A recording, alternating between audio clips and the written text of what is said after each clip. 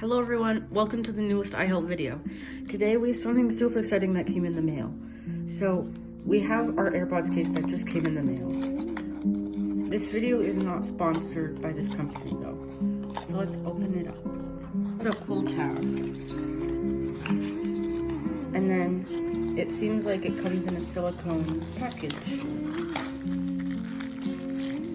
Oh nice. Okay, let's take it out. Really hard to do with this one hand. And we got this classic hello logo on our case. Now we'll show you how to install it onto your AirPods. Okay, so this is how you assemble an AirPods case. So first I like to put on the top. So always the part that has less in the back is going to be the top. So let's put that in, just like a hat. And then now let's put it in the front. Obviously this is the front because it says hello. Then we're going to place it in. And yeah, that looks perfect. You can still see it in the back because then you wouldn't be able to open it. And it's empty because we're using the AirPods to film this video right now.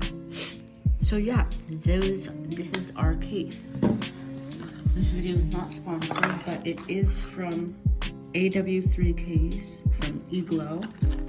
And ooh, I did not even notice this. It actually looks like it comes with these. I don't exactly know what these are.